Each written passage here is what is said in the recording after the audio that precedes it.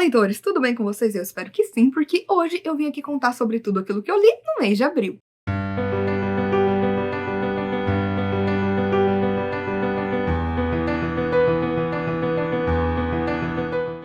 Eu comecei o mês lendo o hypadíssimo Divinos Rivais da Rebecca Ross. E, gente, aqui a gente tem uma história de amor que vai muito para aquela coisa do Enemies to Lovers. A gente vai conhecer aqui a Aris e o Roman, e os dois são jornalistas que trabalham em um jornal e eles estão competindo por uma promoção. Só que o que acontece é que a Aris, ela está devastada porque o seu irmão foi pra guerra. E a gente tá tendo aqui uma guerra entre duas divindades. E cada uma dessas divindades acabou inspirando pessoas para formarem os seus próprios exércitos e lutarem umas com as outras. E no meio de tudo isso, a Aris, ela tem uma máquina de escrever que tem uma certa magia, porque ela escreve ali cartas pro seu irmão, coloca debaixo do guarda-roupa e essas cartas somem. Até que um dia vai vir a resposta de que aquele não é o irmão dela que tá recebendo as cartas. E aí a gente vai descobrir que é o Roman. Ele também tem uma máquina dessas e ele sabe que é a Aris, mas ela não sabe que é ele. E aí eles vão se comunicando e um certo interesse vai nascendo entre eles. Sério, gente, eu gostei muito desse livro. Eu queria sim que a gente soubesse mais da magia dele, que apesar da gente ter aqui muito da guerra que tá acontecendo, eu queria saber um pouco mais da mitologia por trás de tudo, mas ainda assim, gente, foi um livro super gostoso, foi um livro que fluiu muito bem. Eu acho que no terceiro ato a gente tem ali o romance muito rápido acontecendo, eu tava gostando bastante até ali, porque, gente, é difícil não shippar o Roman e a Aris. Sério, eles são, assim, maravilhosos, perfeitos um pro outro, principalmente porque conforme a narrativa avança, a gente vai saber mais sobre eles. E assim, gente, eu gostei demais. Eu entendo por que esse livro está super hypado. Eu quero ler, né, o segundo, que é o Promessas Cruéis, o mais rápido possível, para concluir essa duologia, mas eu gostei muito da escrita da autora, eu acho que fluiu muito, eu gostei como ela deu aqui visão da guerra que estava acontecendo, sabe? Então a gente não tem só o romance ou essas pitadas de magia, mas a gente vê de fato a guerra que está ocorrendo. E assim, gente, cá entre nós, eu adorei, eu dei pra ele 4 estrelas e meia, e eu mal posso esperar para concluir essa duologia.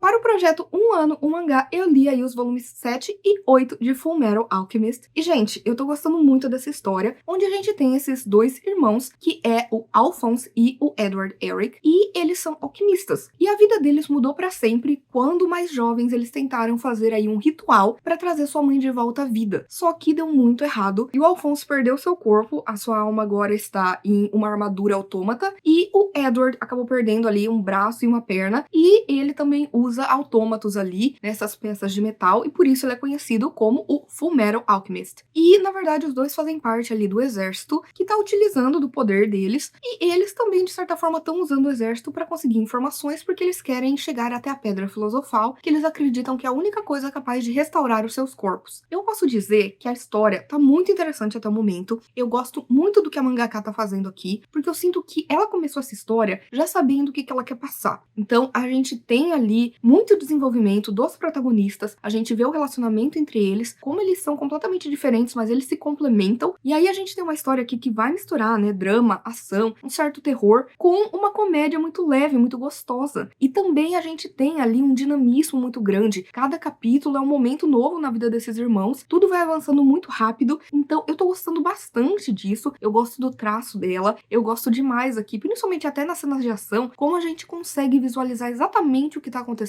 quadro por quadro. E aí aqui, nesse momento da história, a gente vai conhecer um novo grupo de pessoas, que são os homúnculos, que são criaturas criadas do nada, sabe? A partir da alquimia. Além de que vai ter uma grande reviravolta que eu não tava esperando, mas eu achei sensacional, até porque cada um dos irmãos tá num canto diferente, lidando com coisas diferentes, e a gente vai ver aqui todo esse desenvolvimento e o que vai acontecer com eles. E, portanto, eu acabei dando aí pro volume 7, 4 estrelas e meia, eu achei excelente. E pro volume 8 eu dei 4 estrelas. Eu achei que ele foi um tiquinho confuso ali em incluir tanta gente, sabe? A gente ter, de repente, uma enxurrada de pessoas que a gente precisa decorar o nome, mas a gente não sabe o quão importante vai ser pra narrativa. Mas ainda assim eu tô gostando bastante de Fullmetal Alchemist.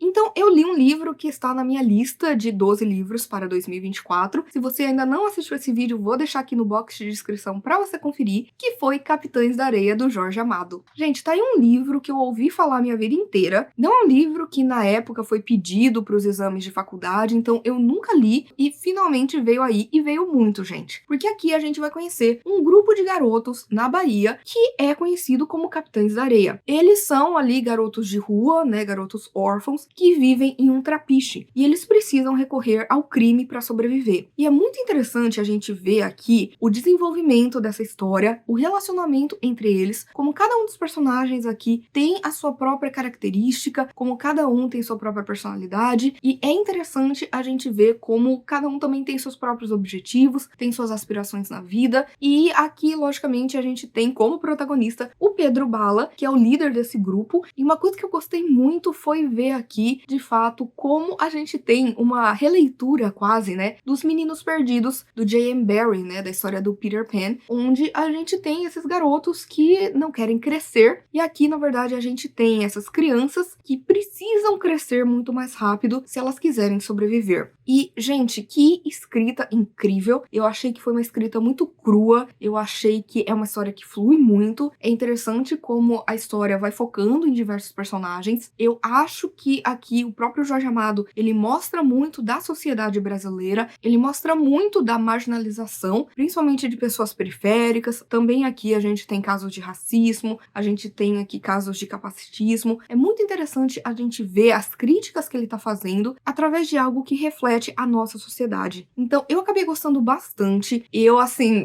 me apaixonei por uma personagem aqui, eu achei ela incrível, que é a Dora. Sério, a maior parte da narrativa é focada nesses garotos, mas de repente surge essa garota que muda tudo, que tá fazendo meio que um papel ali da Wendy. Então, é muito interessante, né? Enquanto o Pedro Bala, por si só, o nome, né? Pedro, Peter. Então, ele é o Peter Pan. É muito bacana ver isso. É uma história que dói, é uma história que tem momentos chocantes, que outras vezes vai te arrancar risadas, em momentos assim que você nem espera vai te fazer chorar. Então eu gostei demais da minha experiência com o Jorge Amado. Eu acabei dando aqui pra Capitães da Areia 4 estrelas, e eu mal posso esperar pra ler mais livros nacionais, porque olha, finalmente tá vindo aí. Eu tô amando redescobrir essas joias brasileiras.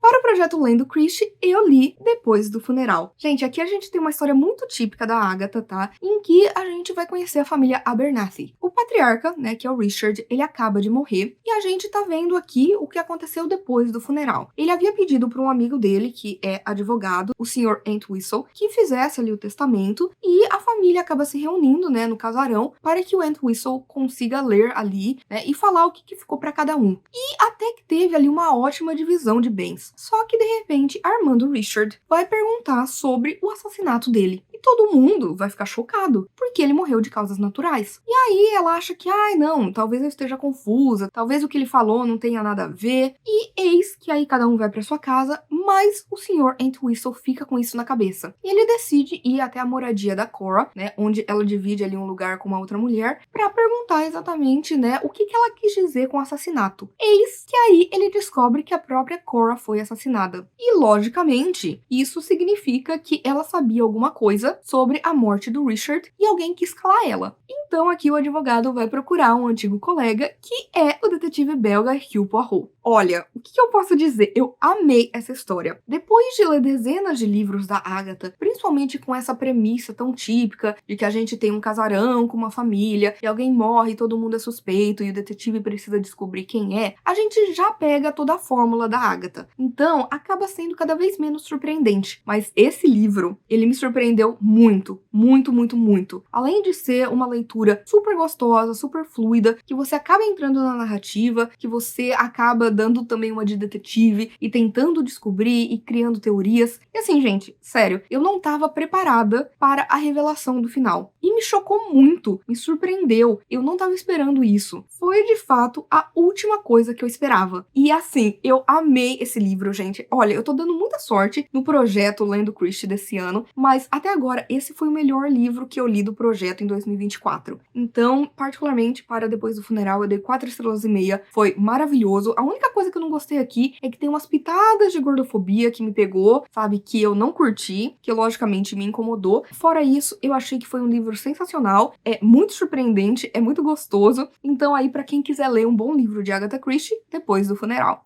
E antes de eu falar sobre a melhor leitura do mês, por favor, não deixe de se inscrever no canal Livro em Livros, compartilhe com seus amigos, comente aqui embaixo, curta, porque isso ajuda demais. O engajamento faz com que esse vídeo chegue a mais pessoas, e isso ajuda muito para continuar o meu sonho de falar sobre literatura na internet, tá? Então, muito obrigado. Vamos lá falar sobre o melhor livro que eu li em abril. E a melhor leitura que eu fiz no mês passado foi Maus, do Art Spiegelman. Gente, que quadrinhos devastadores. Porque aqui a gente tem uma história em 2 volumes, onde a gente vai conhecer o pai do Art Spiegelman. O Art, ele é um quadrinista, e ele tem a ideia de fazer aí uma graphic novel contando a história do seu pai, que é o Vlad, que era um polonês durante a Segunda Guerra Mundial. Então a gente vai ver, né, desde os negócios dele, de como ele vivia antes, como ele conheceu a mãe do Art, e de repente a gente vendo a guerra acontecendo, os desdobramentos de tudo, o que vai acontecendo com essa família, com os amigos, com os judeus ali da Polônia, e é muito interessante como o Art, ele decide contar essa história através de uma analogia bem interessante, que é aqui, né, com gatos e ratos. A gente tem que os ratos são os judeus, enquanto os gatos são os nazistas. Então, apesar disso parecer que vai aliviar um pouco a história, né, como ela vai sendo contada, não, gente, é devastador. E é uma daquelas histórias que eu acho que todo mundo tinha que ler, tinha que conhecer, pra gente não repetir os mesmos erros. É devastadora, é terrível, é cruel, mostra o pior lado do ser humano. Também tem ali alguns momentos que vão deixar você feliz, que vão mostrar que tem pessoas que são decentes, que são maravilhosas, que vão ajudar aqueles que precisam, mas no geral a gente vai ver aqui a destruição de tantas pessoas. E olha, gente, foi muito complicado ler isso nesse momento agora, no momento atual que a gente tá vivendo, com tudo que a gente tem visto, né, que tá acontecendo em Gaza, porque a gente vê que a humanidade, ela não aprendeu nada. E isso é desesperador. A gente ter aqui uma história que é contada nos seus detalhes, que a gente vê tudo o que vai acontecendo, como uma coisinha foi se multiplicando e foi piorando. E aí a gente vê aqui a diferença clara entre liberdade de expressão e discurso de ódio, sabe? E como o discurso de ódio evoluiu para uma coisa terrível. E a gente vê que isso é uma coisa que ainda acontece, sabe? Então, ter lido isso nesse momento foi muito complexo, porque me deixou com muitos sentimentos conflitantes. O próprio pai do Art aqui, a gente vai ficar meio assim com ele, sabe? Porque a gente vai vendo muitas coisas ali que podem ser estereotipadas, mas também que mostra muito de como ele mesmo não aprendeu muita coisa com tudo que aconteceu, sabe? E tudo que houve deveria ter sido pelo menos um aviso pra gente ter cuidado para essas coisas não acontecerem novamente. E mesmo assim, continua acontecendo. E a gente vê isso vindo de diversas pessoas, vindo de diversos lugares, vindos de diversos backgrounds, vindos de diversas religiões, e por aí vai. E é terrível ver como tudo isso ainda acontece. Então, assim, foi uma história que me pegou, que me fez chorar, que me fez sorrir uma vez ou outra, sabe? Vendo as pessoas que ainda fazem a gente ter fé no mundo, mas também me deixou muito mal, sabe? Não é uma história simples, não é uma história fácil, mas por ser uma história verdadeira, ela pega bastante na gente, exatamente porque é algo que aconteceu, é algo que tá na nossa história e é algo que continua se repetindo de diversas maneiras. Então, assim, gente, sério, eu amei a minha experiência com essa graphic novel. Eu acabei dando para as duas 4 estrelas e meia. E eu acho que todo mundo tinha que ler para poder, de fato, aprender a ter mais empatia. E que a gente não pode deixar que a intolerância e que o preconceito acabem vencendo novamente. Então tá aí, a melhor leitura que eu fiz no mês passado foi Maus. E é isso, gente. Eu espero que vocês tenham gostado do vídeo de hoje. Por favor, se você quiser continuar conversando comigo a respeito de livros, filmes, séries, qualquer outra coisa, não deixe de me contatar nas minhas outras redes sociais. Por favor, curta esse vídeo, porque isso ajuda muito o meu trabalho, faz com que esse vídeo e o canal chegue a mais pessoas. Compartilhe com seus amigos, comente aqui embaixo qual a melhor leitura que você fez em abril. E, por favor, não deixe de se inscrever no canal Livro em Livros se você ainda não é inscrito. E aproveite para ativar as notificações e ativar o sininho, porque toda sexta-feira e domingo tem conteúdo novo por aqui. Então a gente se vê no vídeo que vem.